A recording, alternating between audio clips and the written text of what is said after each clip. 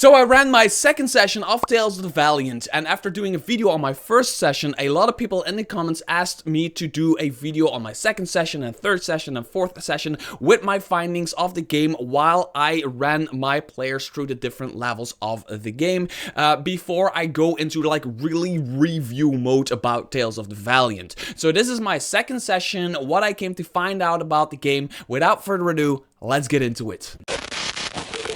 Little disclaimer, these videos are not hard reviews. I don't want to go deep into certain rules, certain mechanics. I don't want to go deep into like certain parts of the game. This is more just an overall feel of the game and how I am experiencing going through the levels of Tales of the Valiant with my players. No, just a little bit of history. I am playing Tales of the Valiant, a Tales of the Valiant game with some hardcore players in the Tolus campaign setting by Montague Games. It's one of the best campaign settings. No, it's the best campaign setting ever written for the Cypher system and for 5th edition Dungeons and Dragons, which means it transfers over to Tales of the Valiant completely fine and easy. And that is, by the way, also the first part that I want to talk about.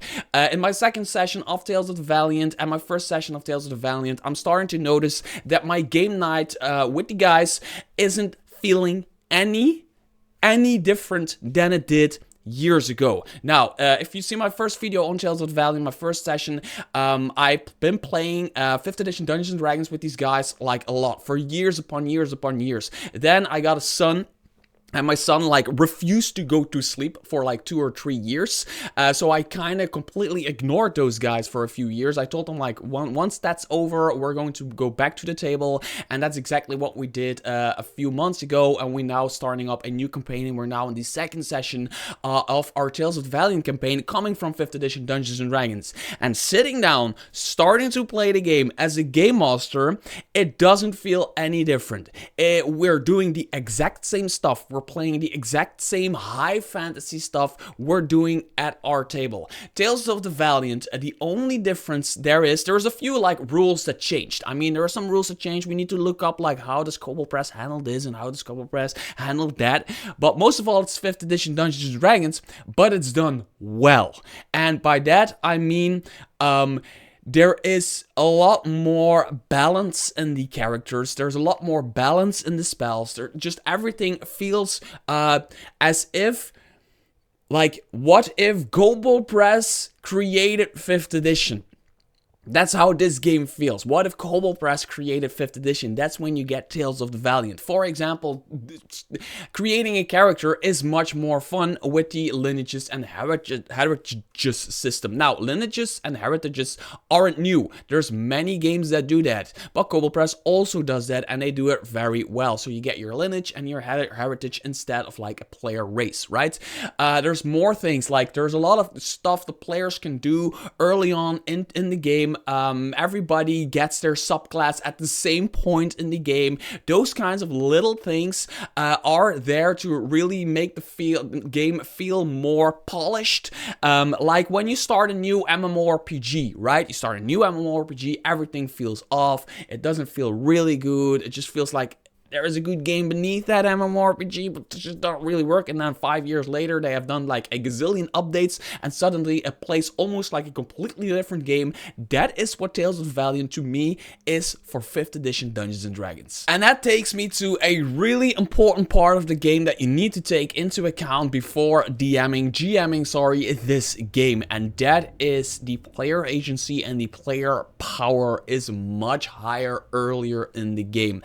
I am a little bit afraid of what is going to happen by level 7, 8, or 9 with the game slowing down, because 5th edition Dungeons and Dragons for me really slows down at around like level 10 or 11 or 12.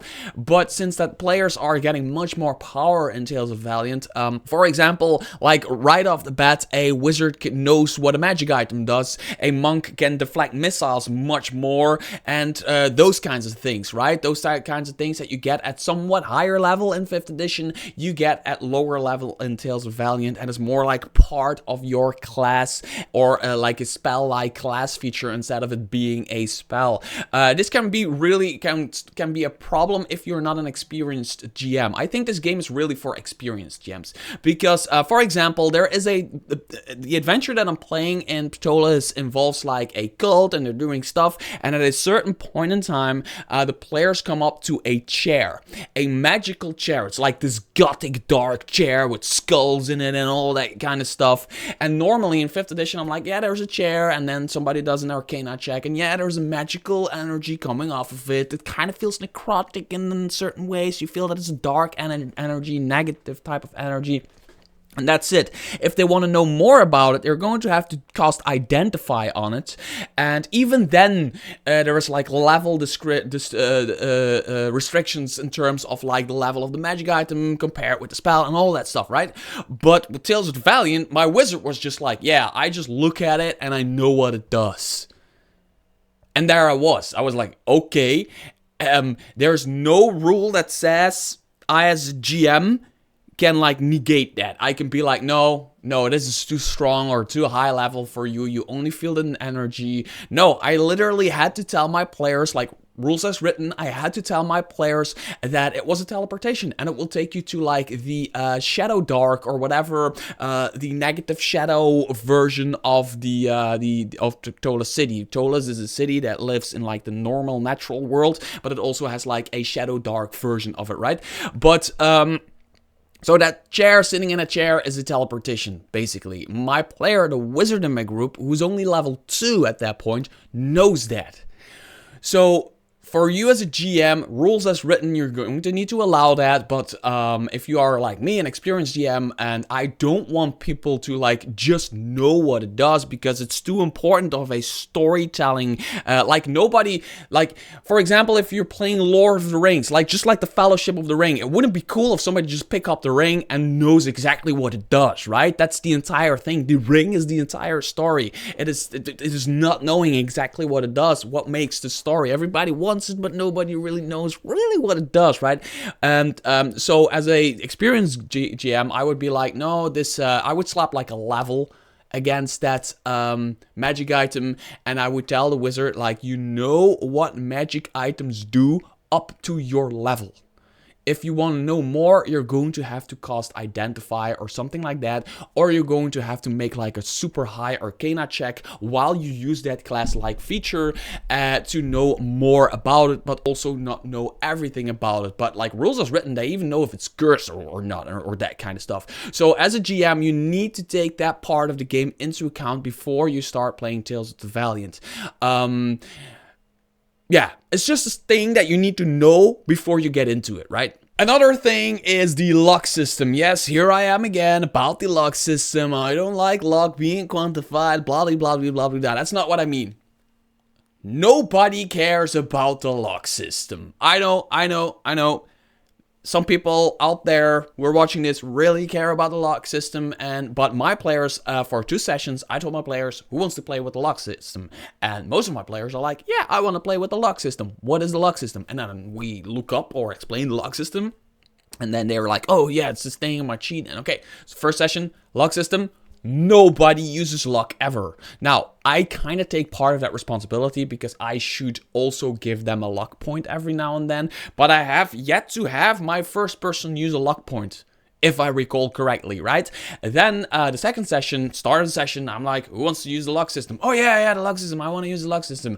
All right, sure, you want to, let's use the luck system. And then I've like given like the person here a luck point, I've given the person there a luck point. Nobody uses the luck system. They miss their attacks or whatever they do, they trigger luck points, getting luck points, but they never fill it in the character sheet. They just completely forget, which is totally okay because the luck system is a completely optional system. But for my players, they, at this point, don't give a single rat's ass about it, which is great because they really enjoy the game for its other aspects, for its great classes, its weapon options, which I'm getting into, its feats, its powers, its different usage of certain spells changed, and for now, we've been like testing the game really like rules as written, just to like know if the game is great and this and that. And overall, my players really like that they're just playing a better version of 5th edition Dungeons and Dragons, and they like that so much that they just don't really give anything about like the luck system. Now I think like session 3 or session 4 or session 5, they will get, once they are used to Tales of the Valiant and used to their classes being able to do specific things and all that stuff, they will get into the luck system eventually. I'm sure about it because they're a bunch of metagamers, and metagamers like extra systems, right? The last thing that I want to talk about is something that I glance over every time that I read these books. It's just something that doesn't really interest me, but it really interests one of my players. Yes, it's Kevin again. Kevin really likes the weapon options because he's been using them every game. It's only 2 games and it uses like 2 times per game, but he has been using them. And if you do not know what weapon options are, here are all the weapons in the game, and there are certain options that that weapon can have. And the options are bash, disarm, hamstring, pinning shot, pull, ricochet shot, and trip. And these are things that I think are really great to have, because a lot of times in 5th edition Dungeons and Dragons, when some people try to, they're like, I wanna subdue this character, or I wanna make him trip, or I wanna do this and I wanna do that, and then you have to throw all kinds of different mechanics to that. And if you do not know those mechanics, you need to like improvise. But these weapon options are really simple to understand, really simple written out, and just easy to use, and you just flip to the weapon options and they're done. And Kevin has been using them a lot for like role-playing purposes, storytelling purposes. For example, we had this person, they were fighting, but they didn't really know if they wanted to fight them, so he like really tried to like make them trip and give them the chance to like back away from the fight, or walk away slowly, or run away, and that kind of stuff. And he's been using that all the time, and I really like. I've played games before with weapon options. So weapon options, again, are nothing new. But Kobold Press, for Tales of the Valiant at least, they really, I don't want to say dumb them down. I want to say they simplify them in a way that you can just glance at them, understand them, and keep playing, and it doesn't like really interfere with the flow of the game. Something that in like maneuvers in 5th edition often do. In 5th edition, if somebody wants to grapple the other person or make them trip with the weapon, you need to come up as a GM, you need to come up with a system or a mechanic for that, or you need to look up for a mechanic. It really like breaks the flow of the combat. With this, you just have a short list of options you can do with certain types of weapons, and that's it. So as you can see in here, overall, I really like the game for the simple fact that it is just a very polished, very good looking, and very well playing 5th edition on steroids, basically. More power for players, but also monsters pack a bigger punch and all that stuff. Now, I've been holding back off using like monsters from the actual game. I've been playing a 5th edition adventure in Ptolis with 5th edition monsters, and I have yet to use the monsters from the Monster Vault, which I'm going to do in my 3rd and 4th session. So more information on that, but the monsters are going to be packing a bigger punch than some of the monsters in 5th edition. So the players have more power, but the GM also has more power, which kind of balances it out. And it's just a very fun game. It has some systems that we still need to get used to as players, like the luck system, but the classes, the way they are built, and then the lineages and heritage system for player creation, player character creation, is just really cool, and it just feels really comfortable to play if you've been playing 5th edition, but it also feels fresh and new if you want a fresh and new take to that 5th edition game. Until next video, bye bye.